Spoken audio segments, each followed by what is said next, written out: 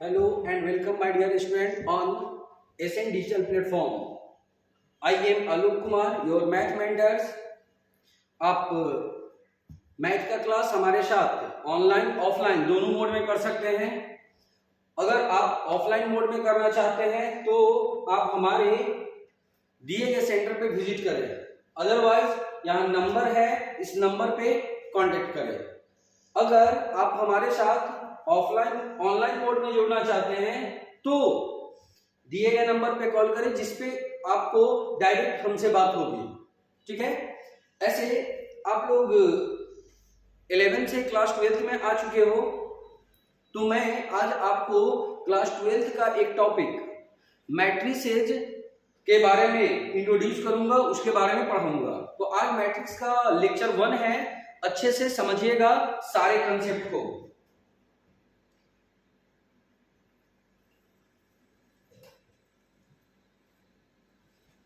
ध्यान दीजिएगा। First of all matrix है क्या? कहता है कि n इंटू एन नंबर्स है जिसको एक इस तरह से अरेंज किया है। कह रहा है क्या? A set of m into n numbers arranged in the form of an order set of m rows and n columns। m into n numbers है जिसको अरेंज करना है रो और कॉलम वाइज। सपोज मान लो कि यहां पे इस तरह से है 1 2 3 4 5 6। इस तरह के जो अरेंजमेंट होता है इसको रो करते हैं, यानी फर्स्ट रो हो गया, ए आपका R2 सेकंड रो हो गया, और इधर से जो अरेंजमेंट है ए आपका कॉलम होता है। ए हो गया फर्स्ट कॉलम, ए है आपका सेकंड कॉलम और ए है आपका थर्ड कॉलम। इसमें नंबर ऑफ रोज कितने हैं? तो नंबर ऑफ रो 2 है और नंबर ऑफ कॉलम्स कितने हैं? 3 है। तो ये जो 2 into 3 से रिप्रेजेंट हुआ है यह इसका ऑर्डर है। देखिए कर है ना, a set of m into n numbers arranged in the form of an ordered set of m rows and n column। तो यहाँ पे रो कितने हो गए? 2, कॉलम कितने हो गए? 3। तो ये जो मैट्रिक्स है इस मैट्रिक्स का ऑर्डर कितना हो गया आपका? 2/3। बात समझ गए? अगर मैं इस तरह से लिखूं 1 2 3 4 5 6 तो इस वाले मैट्रिक्स में रो कितने हैं? 1 2 3। तो रो के नंबर को पहले अरेंज करते हैं 3 और कॉलम कितने हैं? 2। तो ए हो गया 2, यानी इस मैट्रिक्स का ऑर्डर क्या हो गया? 3 into 2 या 3/2 कर सकते हो। अगर यह है 1 2 3 4 5 6 इस तरह से 1 2 3 4 5 6, ये जो मैट्रिक्स है इसमें रो है 1 और कॉलम है कितने? 6। तो इसका ऑर्डर हो गया आपका 1/6, 1 into 6। और अगर मैं इस तरह से लिख दूं 1 2 3 4 5 6, रो कितने? 6 और कॉलम कितने? 1। तो इस मैट्रिक्स का ऑर्डर क्या हो गया? 6/1। तो देखो ये चारों मैट्रिसेस 4 तरह के हैं। ए है 2/3, ए है 3/2, ए है 1/6, ए है 6/2। इसका ऑर्डर, इसका ऑर्डर, इसका ऑर्डर और इसका ऑर्डर, सभी मैट्रिसेस का ऑर्डर अलग अलग है। बट अगर बात की जाए कि इसमें नंबर ऑफ एलिमेंट्स, तो इसके भी नंबर ऑफ एलिमेंट 6 है, इसके भी नंबर ऑफ एलिमेंट 6 है, इसके भी नंबर ऑफ एलिमेंट 6 है और इसके भी नंबर ऑफ एलिमेंट 6 है। तो नंबर ऑफ एलिमेंट्स तो इक्वल है बट इनका ऑर्डर अलग अलग है। ऑर्डर समझ गए ना? तो अगर आपसे कहा जाए क्वेश्चन कि how many matrices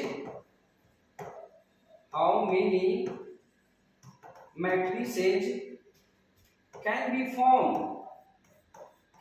B formed by 6 elements, यानी 6 एलिमेंट्स हो तो कितने तरह के मैट्रिसेस बनाए जा सकते हैं? 6 तरह के एलिमेंट्स हो तो कितने तरह के मैट्रिसेस बनाए जा सकते हैं। तो आपको अगर इससे सोल्व करना है, यहाँ पे मैं बता देता हूँ सॉल्यूशन। तो करना क्या है कि ये जो 6 है इसको 2 फैक्टर में ब्रेक कीजिए। 6 के 2 फैक्टर क्या क्या हो सकते हैं? 1 इंटू 6 हो सकता है, 2 इंटू 3 हो सकता है, 3 इंटू 2 हो सकता है, 6 इंटू 1 हो सकते हैं। तो ये जो 6 एलिमेंट है, जितने तरह से आप इसके 2 फैक्टर में डिवाइड कर सकते हो उतने टाइप के मैट्रिसेस बन सकते हैं। क्वेश्चन है how many matrices can be form by 6 elements. तो 6 अगर एलिमेंट्स हैं तो कितने तरह के मैट्रिसेस बनाए जा सकते हैं? तो 4 तरीके के मैट्रिसेस बना सकते हैं। कौन कौन सा? 1/6, 2/3, 3/2 एंड 6/1। Right, clear? देखो इस पे होगा क्वेश्चन आपका, सपोज यहां ध्यान लीजिएगा, ये एक क्वेश्चन है। कह रहा है क्या कि कह रहा है ए मैट्रिक्स हैज 12 एलिमेंट्स। एक मैट्रिक्स है जिसके 12 एलिमेंट्स है। What are the possible order it can have? कितने एलिमेंट्स है? 12 एलिमेंट्स है। और पूछ रहा है कि कितने तरह के मैट्रिक्स बनाए जा सकते हैं। तो मैंने आपको क्या बताया, आप इस 12 को 2 फैक्टर में ब्रेक करो। तो 12 को 2 फैक्टर में ब्रेक अगर करते हैं तो क्या हो जाएगा? 1 into 12, 2 into 6, 3 into 4, 4 into 3, 6 into 2, 12 into 1। आप एक काम करोगे कि 1 इंटू से स्टार्ट करोगे और इसको धीरे धीरे बढ़ाते चलोगे। 1 के बाद 2, ये नहीं कि 1 के बाद 6 लिख देना, फिर 6 के बाद 4 लिख देना, पता नहीं चलेगा। ये तो छोटा अमाउंट है तब ना, अगर नंबर बड़ा हो जाए तो आपको दिक्कत हो सकती है। इसलिए स्टार्टिंग 1 से फिर देखना थोड़ा आगे बढ़िएगा इस तरह से। तो यहाँ पर कितने तरह के मैट्रिसेस बन सकते हैं? 1 2 3 4 5 6। तो ये आपका 6th आंसर हो गया। A matrix has 12 elements. What are the possible orders it can have? तो 6 ऑर्डर। बात आगे समझ में क्लियर ना? चलिए ध्यान दीजिएगा। नेक्स्ट इसके बाद देखो एक है आपका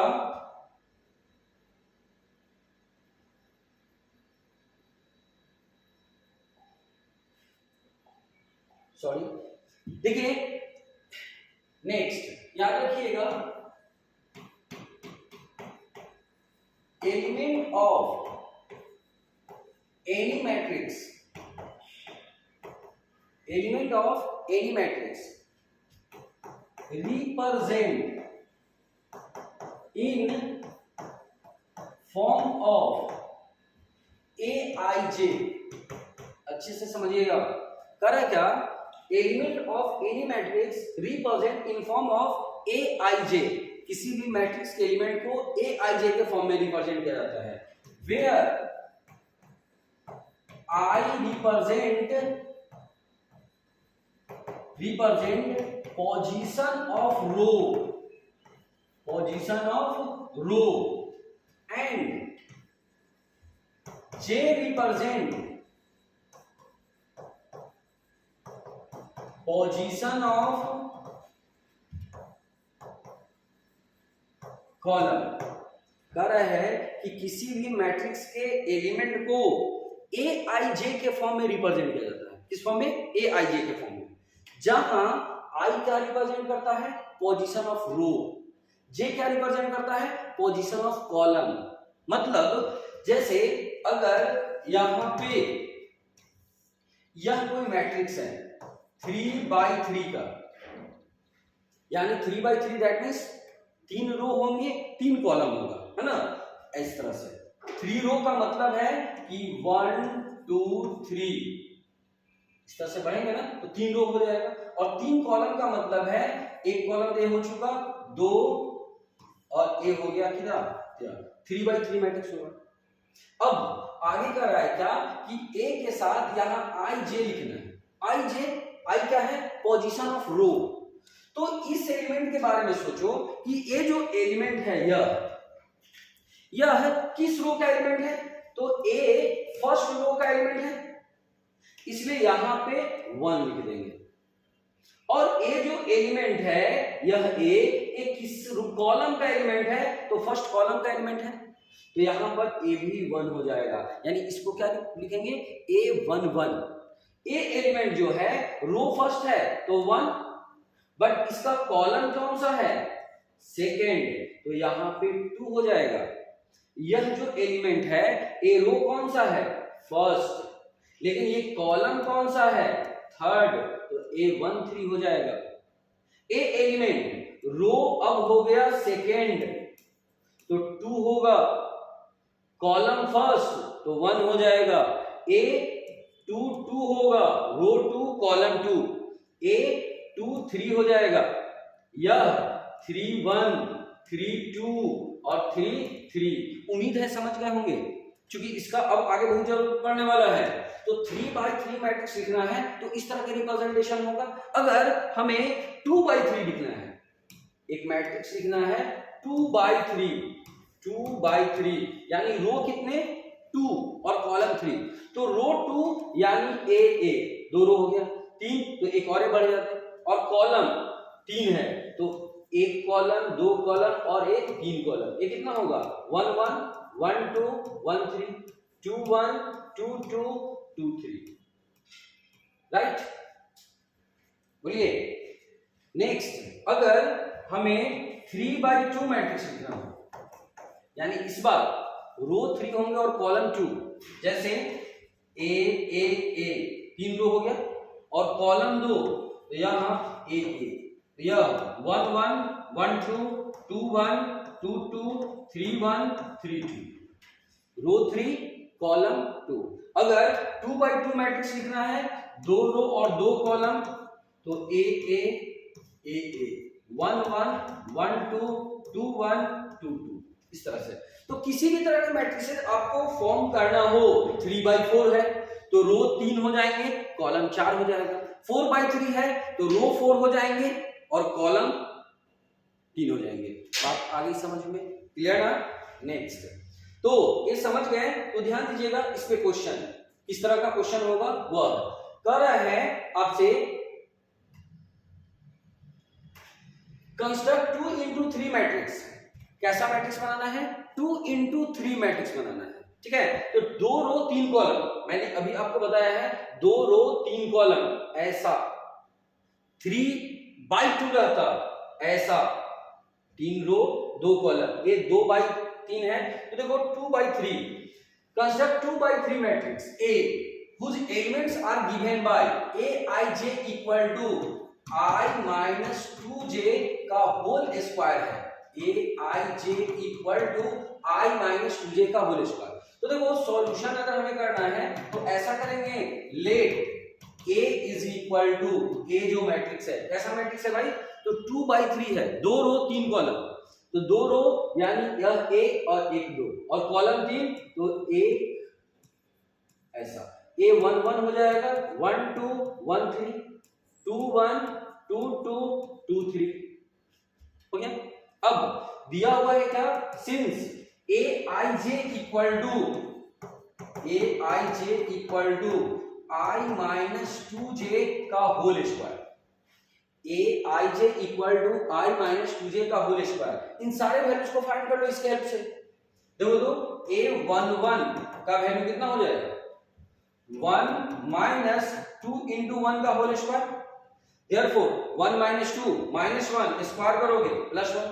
अब हमें इसका वैल्यू फाइंड करना है A12 का, तो I का वैल्यू 1 और J का वैल्यू 2 रख दोगे, तो ये कितना होगा 1 - 4 - 3 स्क्वायर +9, ठीक है। अब 13 का, तो A13 का वैल्यू, A13 1 - 2 × 3 का स्क्वायर 6 5 25 हो जाएगा। A21 का वैल्यू, तो A21 इसका वैल्यू, तो I का वैल्यू 2 और J का वैल्यू 1, तो 0 हो जाएगा ना। A22 का वैल्यू 2 - 2 × 2 का स्क्वायर, तो ये कितना होगा 4 2 - 4 -2 स्क्वायर करोगे +4, और A 2 3, 2 माइनस 2 इंटू 3 का स्क्वायर, तो कितना 2 माइनस 6 माइनस 4 का square 16। Therefore a equal to, सारे एलिमेंट को नोट कर लीजिए, तो a 1 यहाँ 9 25, ये हो गया 0 4 and 16, that is your answer. उम्मीद है समझ गए होंगे। इस तरह के क्वेश्चन सोल्व कर सकते हैं। क्लियर ना? अगर आपको डाउट हो, किसी भी तरह का प्रॉब्लम हो, तो मैंने आपको नंबर दिया है पीछे, उस नंबर पे कॉल कर सकते हैं, व्हाट्सएप कर सकते हैं। ठीक है? अगर आप हमसे ऑफलाइन कोड में जोड़ना चाहते हैं तो आप संपर्क कर सकते हैं कॉल करके। अगर डाउट है तो आप क्वेश्चन को सेंड कर सकते हैं हमारे कुछ नंबर, व्हाट्सएप नंबर पे। ठीक है? चलिए नेक्स्ट, ये तो डिस्कशन कर ही चुके थे आपसे। आगे है यहां कह रहा है टाइप ऑफ मैट्रिसेज। अभी जो मैट्रिक्स बताया उसमें बहुत सारे तरह के मैट्रिक्स होंगे, जिसके क्या नाम है, किस मैट्रिक्स को क्या कहते हैं, कौन सा मैट्रिक्स क्या है, तो इसका डिस्कशन। जिसमें फर्स्ट है आपका स्क्वायर मैट्रिक्स। स्क्वायर के बारे में तो प्रॉपर्टी आपको मालूम ही होगा। स्क्वायर का प्रॉपर्टी तो आपको मालूम होगा, लेंथ ब्रीथ दोनों इक्वल। तो देखो स्क्वायर मैट्रिक्स कहता है कि वैसा मैट्रिक्स जिसके number of row and number of column दोनों इक्वल हो। नंबर ऑफ रो, देखो रो 2 है और कॉलम भी 2 है, C1 C2। इसमें रो 3 है और कॉलम भी 3 है। तो that type of matrix which has that type of matrix whose number of row is equal to number of columns। जैसे ये 2 by 2 मैट्रिक्स हो गया स्क्वायर मैट्रिक्स, ये 3 by 3 हो गया स्क्वायर मैट्रिक्स। ऐसे भी हम लिख दें इस तरह से 1 2 3 4 5 6 7 8 9 10 11 12 13 14 15 एंड 16। ये स्क्वायर मैट्रिक्स है किस ऑर्डर का? तो ये 4 by 4 ऑर्डर का स्क्वायर मैट्रिक्स होगी, जिसके number of row 4, number of columns 4। समझ गए? तो फर्स्ट टाइप क्या हो गया? Square matrix, that type of matrix whose number of row is equal to number of columns. चलिए नेक्स्ट है आपका सेकेंड, हॉरिजॉन्टल मैट्रिक्स। देखिए फिजिक्स में एक पढ़े होंगे हॉरिजॉन्टल मोशन और एक पढ़े होंगे vertical motion. Horizontal motion that means incline to earth, और वर्टिकल परपेंडिकुलर टू या नॉर्मल टू अर्थ। तो यहां पे देखिए तो कह रहा है क्या? Horizontal matrix. देखो horizontal matrix that means incline to earth. मैं एक एग्जांपल देता हूं, इस तरह का मैट्रिक्स 1 2 3 4 5 6, देखने से नहीं लगा है कि इस तरह से लेटा हुआ है। और अगर मैं ऐसा लिख दूं 1 2 3 4 5 6 ए, तो ए क्या है? खड़ा है। ए वर्टिकल है, ए हॉरिजॉन्टल है। इसका डिफिनीशन अगले वाले में। तो देखो अगर डिफिनीशन देना हो, मैंने एक एग्जांपल दिया, इसमें देखो रो कितने हैं? बोलिए 2 हैं। कॉलम कितने हैं? C1 C2 C3। कॉलम कितने हैं? 3 हैं। तो हम इसका डिफिनीशन दे सकते हैं कि that type of matrix whose number of row less than number of column, या इसका रेसिप्रोकल आप ये भी कर सकते हैं कि that type of matrix whose number of columns greater than number of row, like this। देखो तो क्या है? Matrix in which number of columns are more than number of row। Column row से ज्यादा है, या दूसरा हम कह सकते हैं कि रो कॉलम से कम है ना? तो ए हो गया आपका हॉरिजॉन्टल मैट्रिक्स। इसी तरह से अगर वर्टिकल मैट्रिक्स हो तो क्या हो जाएगा बेटा? वर्टिकल मैट्रिक्स ए आ जाएंगे, जिसका डिफिनीशन आप क्या कर सकते हो? वर्टिकल मैट्रिक्स का कर सकते हैं ना? वर्टिकल मैट्रिक्स ए है 1 2 3 4 5 6। इसमें रो कितने? R1 R2 R3, 3 रो हैं। कॉलम कितने? C1 C2। तो number of row greater than number of columns, या number of columns less than number of row, कुछ भी लिख सकते हो। अगर समझ गए तो आप अपने अकॉर्डिंग लिख सकते हैं। देखिए यहां क्या लिखा हुआ है? Matrix in which number of row number of row more than number of columns, number of row का वैल्यू कॉलम से ज्यादा हो जाए तो वह वर्टिकल मैट्रिक्स होगा, अगर कम हो जाए तो वो हॉरिजॉन्टल मैट्रिक्स होगा। दैट्स क्लियर ना। देखिए नेक्स्ट अगला है आपका, ध्यान देना, रो मैट्रिक्स। रो मैट्रिक्स कहता है कि ए मैट्रिक्स में only one row, that type of matrix which has only one row, ऐसे मैट्रिक्स जिसमें सिर्फ और सिर्फ एक रो हो, जैसे यह 1 2 3 एक रो है, कॉलम कितने हैं उससे हमें कोई मतलब नहीं है, रो अगर एक है उसको रो मैट्रिक्स कहेंगे। अच्छा ये जो मैट्रिक्स है एक रो जो मैट्रिक्स है इसको हम लोग हॉरिजॉन्टल मैट्रिक्स कह सकते हैं कि नहीं? बिल्कुल कह सकते हैं, ये हॉरिजॉन्टल है क्योंकि इस मैट्रिक्स को क्या कह सकते हैं, ए ओनली वन रो है लेकिन कॉलम कितना है 3, तो कॉलम के जो नंबर्स हैं रो से ज्यादा है, देयरफॉर ये हॉरिजॉन्टल भी होगा लेकिन ओनली वन रो है, इसलिए क्या इसको कहते हैं रो मैट्रिक्स। तो कितने टाइप के हो गए? फर्स्ट हम लोगों ने देखा था square matrix, that type of matrix whose number of row is equal to number of columns। Second देखे थे हॉरिजॉन्टल मैट्रिक्स, है ना, जिसमें क्या था that type of matrix whose number of columns greater than number of row। एक देखे थे vertical matrix, that type of matrix whose number of row या number of columns less than number of row। और एक हो गया row matrix, that type of matrix which has only one row। Next होगा column matrix, तो इसका आप definition दे सकते हैं, कॉलम मैट्रिक्स यानी that type of matrix which has only one column, row कितने हैं उससे हमें मतलब नहीं है, कॉलम एक है तो ए हो गया कॉलम मैट्रिक्स। देखो कभी कभी एक क्वेश्चन कहता है कि होगा how many element of A matrix, how many element of a matrix which is row and column matrix both। एक क्वेश्चन समझे, कह रहा है क्या कि एक मैट्रिक्स है जो रो मैट्रिक्स भी है और कॉलम मैट्रिक्स भी है, एक मैट्रिक्स है जो रो मैट्रिक्स भी है और कॉलम मैट्रिक्स भी है। तो रो मैट्रिक्स का मतलब है कि नंबर ऑफ रो एक होंगे और कॉलम मैट्रिक्स है यानी कि नंबर ऑफ कॉलम भी एक होंगे, तो मैट्रिक्स किस ऑर्डर का होगा 1 by 1 ऑर्डर का होगा, और 1 by 1 का तो टोटल एलिमेंट्स कितने हो जाएंगे 1, वही तो पूछ रहा है कि कितने एलिमेंट होंगे, 1 एलिमेंट, जैसे मैंने ए लिख दिया ए। अब देखो तो इस मैट्रिक्स में रो कितने हैं, रो एक है और कॉलम कितने हैं, ए भी एक है, तो only one row that means row matrix, only one column that means column matrix. तो इसमें नंबर ऑफ एलिमेंट्स कितने हो गए, तो ओनली वन।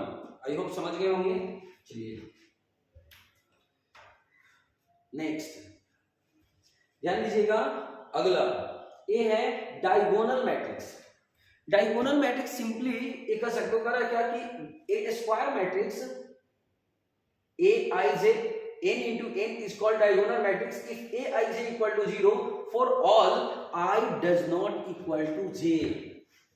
ठीक है, ध्यान देना, तुम पढ़े हो कि किसी मैट्रिक्स को हम लोग ऐसा लिखते हैं ना, a11 a12 a13 a21 a22 a23 a31 a32 a33 ऐसा।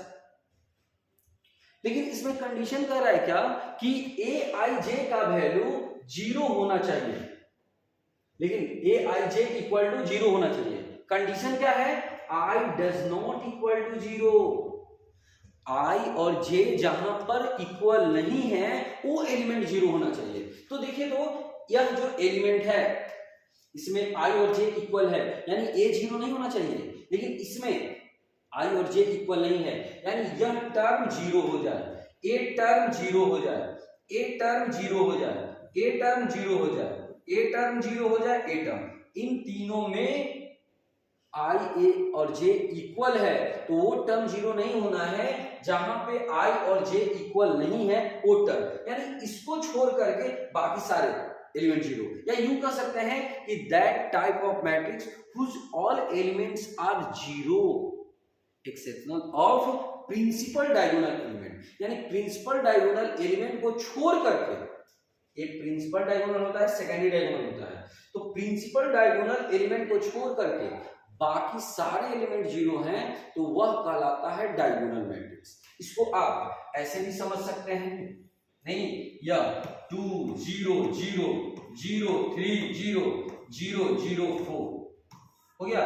प्रिंसिपल डायगोनल एलिमेंट में डिजिट है कुछ ना कुछ, और बाकी सारे एलिमेंट क्या हैं, जीरो हैं, तो यह मैट्रिक्स जो होगा वो डायगोनल होगा। और देखो एक लाइन जो दिया हुआ है, इसका मतलब है कि अगर इसी मैट्रिक्स को शॉर्ट फॉर्म में ऐसा लिख दे DAIG 2 3 4, मतलब ये 2 3 4 डायगोनल एलिमेंट है जिसको डायगोनल 2 3 4 लिखते हैं, यानी यह 2 3 4 डायगोनल एलिमेंट्स हैं, बाकी सब क्या है, जीरो। ठीक है, इसी को इस फॉर्म में लिखते हैं। अगर आपसे मैं कह दूं कि A is equal to DIAG 1 2, मतलब A इक्वल टू इसके प्रिंसिपल डायगोनल एलिमेंट 1 2 है और बाकी जीरो। अब एक चीज भी देखिएगा कि जितने एलिमेंट हैं, चूंकि एक स्क्वायर मैट्रिक्स होता है, पहले डिफिनेशन में है स्क्वायर मैट्रिक्स, तो 3 एलिमेंट है, इसका मतलब है कि ये 3/3 का स्क्वायर मैट्रिक्स होगा, डायगोनल स्क्वायर मैट्रिक्स। एक 2 एलिमेंट दिख रहा है 1 2, तो 1 2 2/2 का होगा। अगर 1 2 3 4 4 एलिमेंट डायगोनल दिख रहे हैं तो क्या समझेंगे, ये 4/4 का डायगोनल मैट्रिक्स होगा। अगर 1 2 3 4 5 एलिमेंट दिख रहे हैं तो ये 5/5 का डायगोनल मैट्रिक्स होगा, राइट। तो नेक्स्ट आपका है स्केलर मैट्रिक्स। देखिए स्केलर मैट्रिक्स जो है एक तरह का डायगोनल मैट्रिक्स है, लेकिन उसके प्रिंसिपल डायगोनल एलिमेंट इक्वल होते हैं। जैसे अभी हम लोगों ने पढ़ा था, इसमें देखो कि प्रिंसिपल डायगोनल एलिमेंट अलग अलग है, 2 है 3 है 4 है, लेकिन अगर प्रिंसिपल डायगोनल एलिमेंट इक्वल हो जाए, प्रिंसिपल डायगोनल एलिमेंट इक्वल हो जाए, a diagonal matrix in which all the diagonal elements are equal, 2 0 0 0 2 0 0 0 2 ऐसा, तो a principal diagonal element equal है ना, तो इसे कहा जाता है स्केलर मैट्रिक्स। बात आई समझ में, स्केलर मैट्रिक्स। अब ये नहीं पूछना कि sir vector matrix, vector matrix नहीं होता, क्योंकि स्केलर वेक्टर साथ आते हैं, इसलिए हो सकता है आपको ये बातें आ जाए दिमाग में कि सर ने स्केलर बताया, वेक्टर मैट्रिक्स है। नहीं, वेक्टर मैट्रिक्स नहीं होता है, स्केलर मैट्रिक्स। बात समझ गए, स्केलर मैट्रिक्स क्या होता है, तो that type of diagonal matrix whose principal diagonal elements are equal. Clear ना। चलिए नेक्स्ट है आपका अगला आइडेंटिटी और यूनिट मैट्रिक्स। ये ध्यान दीजिएगा, ये सबसे इंपॉर्टेंट है, ये है आपका VVI, वेरी वेरी इंपॉर्टेंट, ये आगे आपको बहुत जरूरत पड़ने वाला है। देखो ये कहता है क्या कि diagonal matrix in which all diagonal elements are equal to 1। जैसे अभी हमने आपको बताया था कि ऑल एलिमेंट्स इक्वल, चाहे वो 2 2 3 3 4 4 कुछ भी रहे, बट सारे एलिमेंट इक्वल। लेकिन अगर यही प्रिंसिपल डायगोनल एलिमेंट जो हैं वह इक्वल टू 1 हो जाए, मतलब ऐसा 1 0 0 0 1 0 0 0 1, तो ये आपका आइडेंटिटी मैट्रिक्स है, जिसको I से रिप्रेजेंट किया जाता है, I। और ये 3/3 का है, इसलिए इसको I3 भी लिखते हैं। ऐसा हो जाए 1 0 0 1, इसे I2 लिखते हैं, यानी 2/2 का, और इन दोनों को हम लोग I कहते हैं। I4 भी होगा, I5 भी होगा, IN अगर हो जाए तो IN का मतलब क्या हो गया कि n का आइडेंटिटी मैट्रिक्स होगा, जिसमें n रो और n कॉलम होंगे। बात समझ गए, ये जब भी रहेगा स्क्वायर मैट्रिक्स के फॉर्म में होगा। अगर क्वेश्चन में I दिया हुआ है, जब क्वेश्चन सोल्व करोगे तो अब सर I2 लेके I3 ले, I4 लेके I5 ले, तो उस समय आप सीख जाओगे, आपके पास दिमाग में हो जाएगा कि मैं इस लिखा हुआ है ए टर्म, तो इसको रखूं कि इसको रखूं कि इसे रखूं, मैं क्या पुट करूं, उस समय तक आप समझ जाओगे, राइट। तो ए हो गया आइडेंटिटी मैट्रिक्स। कितने हो गए, क्लियर ना। चलिए नेक्स्ट ध्यान लीजिएगा, अगला है आपका, नेक्स्ट है नल मैट्रिक्स। नल मैट्रिक्स, और इसको जीरो मैट्रिक्स भी कहते हैं, यानी वैसे मैट्रिक्स जिसके सारे एलिमेंट जीरो हो, है ना, zero zero zero zero zero zero zero, ये मैट्रिक्स नल मैट्रिक्स होता है, जिसके ऑल एलिमेंट्स आर जीरो। चलिए नेक्स्ट है आपका अपर ट्रायंगुलर मैट्रिक्स। ये है अपर ट्रायंगुलर मैट्रिक्स। तो देखो अपर ट्रायंगुलर मैट्रिक्स कहता है क्या कि a square matrix, A is called upper triangular matrix if A I J equal to zero, if all I greater than J. देखो आप ये जानते हो A11 होता है, A12 होता है, A12 होता है, A13 होता है, A21 होता है, 22 होता है, 23 होता है, 31 होता है, 32 होता है, 33 होता है, ऐसा। अब इसने बोला क्या कि उन सारे एलिमेंट को जीरो करो जिसमें आई जे से बड़ा है, तो आई जे से बड़ा वाला ए एलिमेंट हो जाएगा, आई जे से बड़ा ए एलिमेंट होगा, 3 ग्रेटर देन 1, 2 आई ए ना होता है, ए बड़ा हो जाएगा, बाकी नहीं।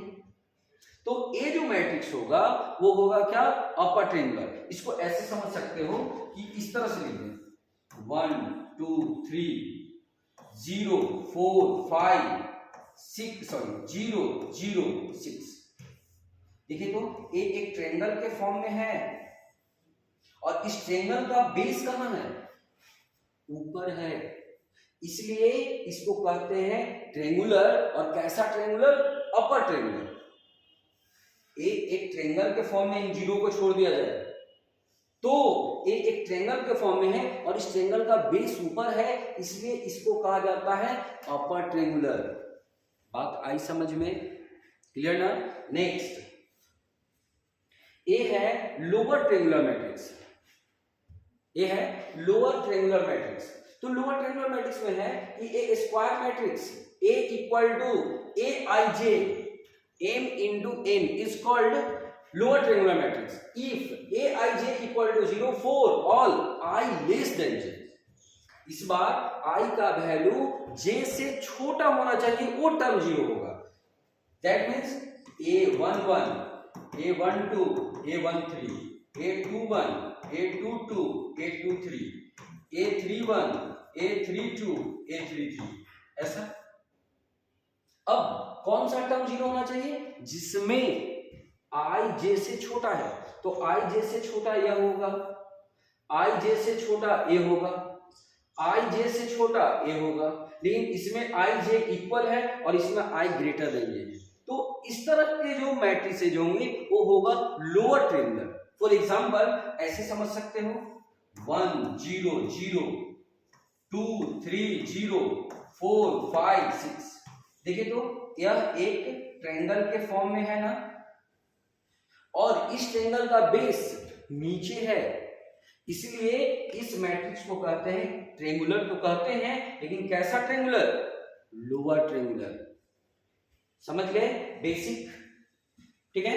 कौन कौन सा टाइप हो गया, first square matrix, second horizontal matrix, third vertical matrix, sorry third vertical matrix, फिर क्या था,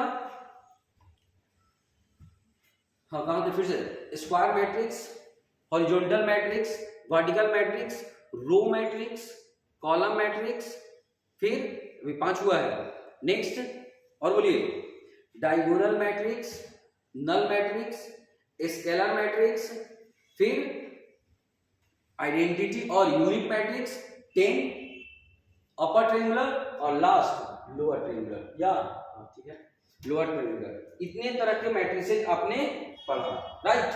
चलिए अब नेक्स्ट डिस्कशन करते हैं हम लोग नेक्स्ट जो है वह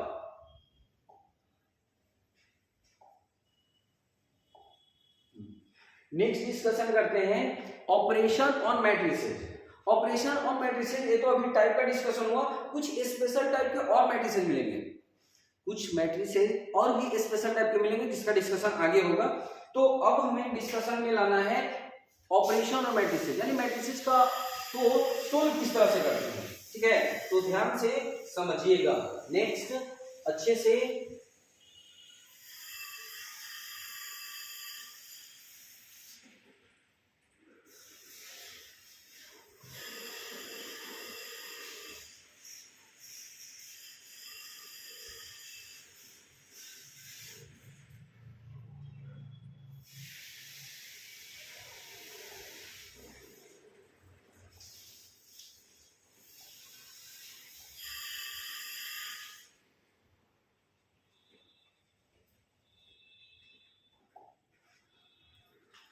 चलिए ऑपरेशन और मैट्रिसेस मैं आपको समझा देता हूं। देखो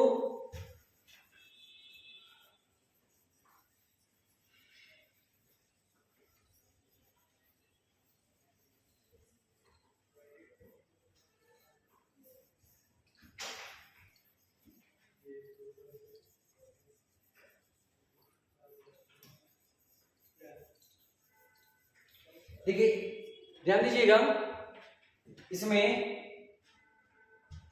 फर्स्ट है आपका इक्वालिटी ऑफ मैट्रिसेस, ठीक है। इक्वालिटी ऑफ मैट्रिसेस कहता है कि two matrices of same order, दो मैट्रिक्स हैं सेम ऑर्डर के हैं, are equal in their corresponding elements are equal.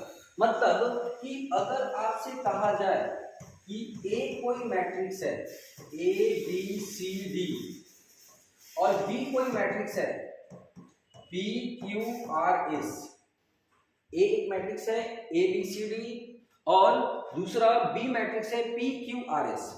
अगर आपसे कहा जाए कि if A is equal to B, दोनों जो मैट्रिक्स है वो इक्वल है, तो दो मैट्रिसेस इक्वल हैं, इसका मीनिंग है कि A B C D equal to P Q R S.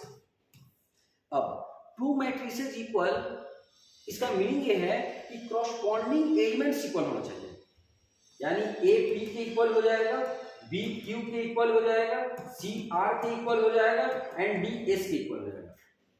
To matrices are equal, therefore corresponding elements are equal, ठीक है। जैसे अगर इस पे क्वेश्चन है तो इस तरह से क्वेश्चन दे दे, एग्जांपल मान लो कर दे कि if x plus y two 3x minus y is equal to 10 2 3 और 4, फाइंड x एंड y, ठीक है। कह रहे हैं कि a आपस में इक्वल हैं तो x और y का वैल्यू बताइए। तो आप बिल्कुल सोल्व कर सकते हो, क्योंकि अभी आपने पढ़ा कि दो मैट्रिसेस अगर इक्वल है तो उनके कॉरस्पॉन्डिंग एलिमेंट्स इक्वल होते हैं। इसका मीनिंग है कि x plus y equal to 10 हो जाएगा, इसका मीनिंग है कि x minus y equal to 4 हो जाएगा। ये तो देख ही रहो कि 2 2 के इक्वल 3 3 के इक्वल। तो यहाँ पे इसको सोल्व करोगे तो 2 से 2 कैंसिल, क्या आ गया 2x इक्वल टू 14, तो x का वैल्यू कितना 7, और जैसे ही x का वैल्यू 7 है इसमें पुट कर दो, तो x का वैल्यू 7 तो y का वैल्यू क्या मिल जाएगा 3, तो आंसर कितना हो गया 7 and 3। Two matrices A and B are equal, then corresponding elements are equal। तो corresponding elements को इक्वल किए और हमें x और y का वैल्यू फाइंड करना है, इस तरह के तो पढ़े होंगे। आई बात समझ में, क्लियर ना। चलिए नेक्स्ट ध्यान देना, एक्चुअली मैंने क्लास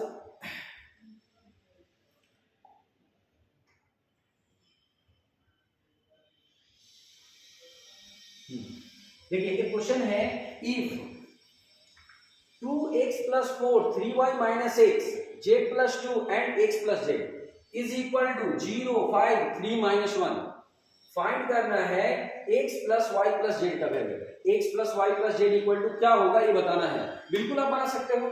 नहीं क्या कीजिएगा, देखो तो 2x plus 4 is equal to 0, corresponding element को 0 करोगे, इक्वल करोगे तो x का वैल्यू कितना हो जाएगा -2।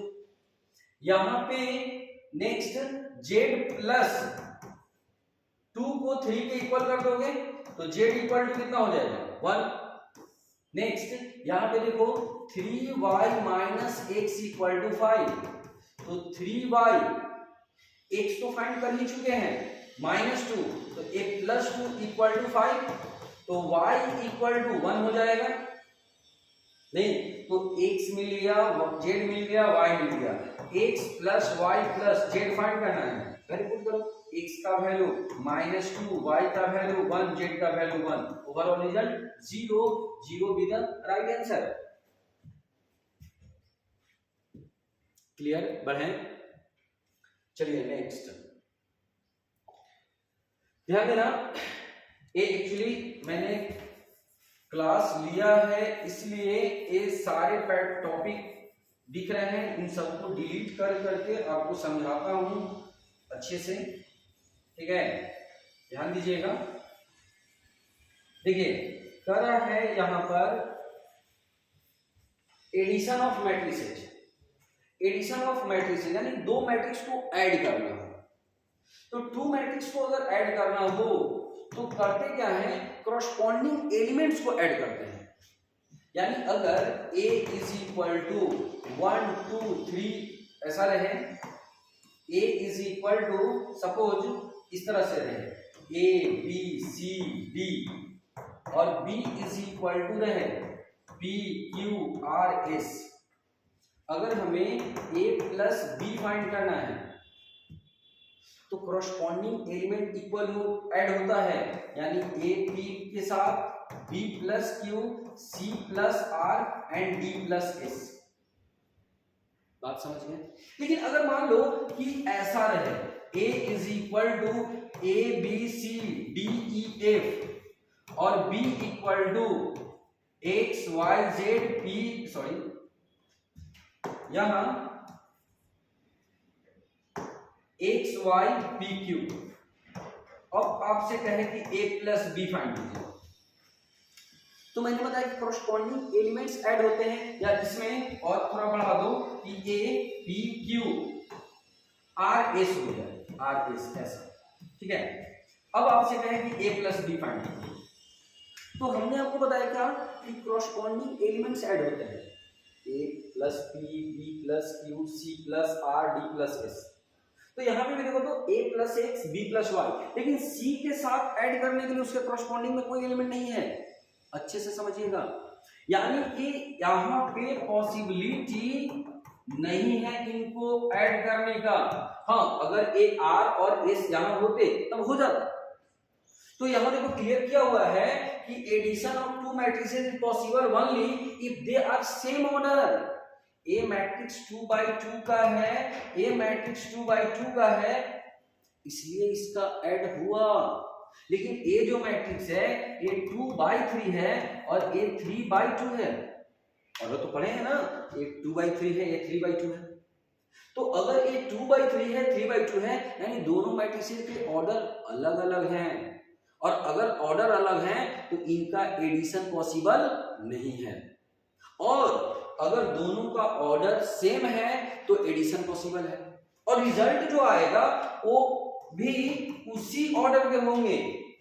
देखो दिया हुआ है the resultant matrix obtained by addition of corresponding elements of two given matrices. तो जो रिजल्ट है उसका भी ऑर्डर सेम होगा, यानी कि दोनों को ऐड किए हैं तो सेम था इसलिए ऐड किए, और रिजल्ट भी उन्हीं दोनों के ऑर्डर के इक्वल होगा। आई होप समझ गए होंगे, क्लियर ना। चलिए ध्यान दीजिएगा, नेक्स्ट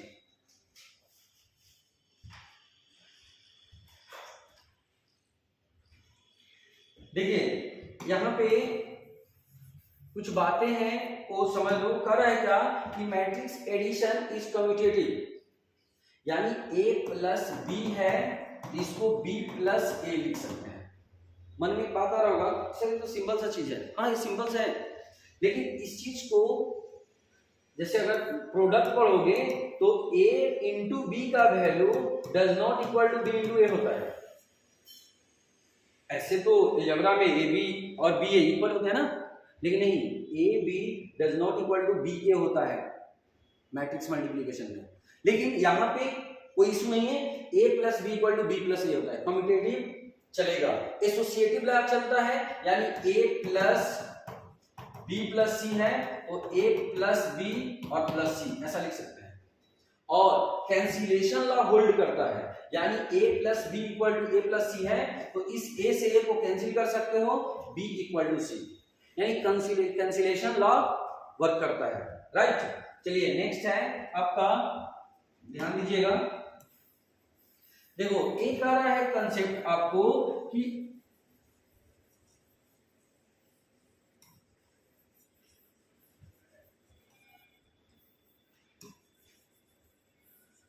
देखिए नेक्स्ट है, ध्यान दीजिएगा, कर रहा है multiplication of constant and A matrix. अगर कोई मैट्रिक्स है ए बी सी डी, अगर हमें के ए का वैल्यू फाइंड करना है, यानी किसी कांस्टेंट से इसे मल्टीप्लाई करते हैं, तो कांस्टेंट से मल्टीप्लाई करना अगर हो तो इसके सारे एलिमेंट्स में वो कांस्टेंट का मल्टीप्लाई होता है। यानी के ए अगर है तो के ए का वैल्यू के ए के बी के सी एंड के डी ऐसा होगा, यानी उस कांस्टेंट को सारे एलिमेंट के साथ मल्टीप्लाई करना है। जैसे अगर आपसे कह दे कि a is equal to 1 2 3 4 5 6 and b is equal to 2 3 4 5 6 7, find 2a plus 3b, तो आप बिल्कुल बना सकते हैं। 2a प्लस 3b का वैल्यू फाइंड करना है, तो देखो तो 2a plus 3b is equal to 2a, तो अभी आपने पढ़ा ना कि किसी कांस्टेंट से मल्टीप्लाई करते हैं तो उसके सारे एलिमेंट में मल्टीप्लाई करते हैं, तो इसमें 2 से मल्टीप्लाई कर दो तो कितना हो जाएगा 2 4 6 8 10 12 प्लस 3b, तो इसके सारे एलिमेंट में 3 से मल्टीप्लाई कर दो, 6 9 12 15 18 21। अब इसे ऐड करो, ऐड करोगे तो कितना आ जाएगा 8 13 18 23 28 एंड 33, दैट इज आंसर। बात आ गई समझ में? तो किसी कांस्टेंट से अगर मैट्रिक्स में मल्टीप्लाई करना है उसके सारे एलिमेंट्स में मल्टीप्लाई करो। चलिए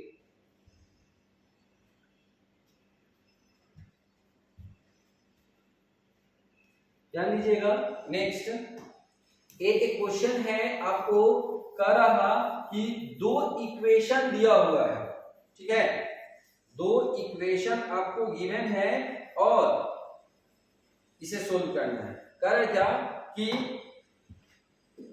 late a and b 2 into 2 matrices, find a and b such that a एक इक्वेशन है 3a plus 2b equal to this and 2a plus 5b equal to this। इसको सोल्व करके और a b का value find करना है। आप 10th में इक्वेशन पढ़े होंगे, लीनियर इक्वेशन 2 वेरिएबल सोल्व करने के लिए, तो इसे इक्वेशन नंबर फर्स्ट रख लो, इसे इक्वेशन नंबर सेकंड रख लो। हमें a एंड b का वैल्यू फाइंड करना है, तो इक्वेशन सोल्व करने के लिए आप पढ़े होंगे क्या करते हैं, किसी एक या तो a को या b को इक्वल करके कैंसिल करते हैं। तो देखो इसे इक्वल करने के लिए इक्वेशन 1 में 2 से मल्टीप्लाई करना होगा और इसे इक्वल करने के लिए 3 से मल्टीप्लाई करना होगा और उसके बाद सब्ट्रैक्ट कर देना होगा।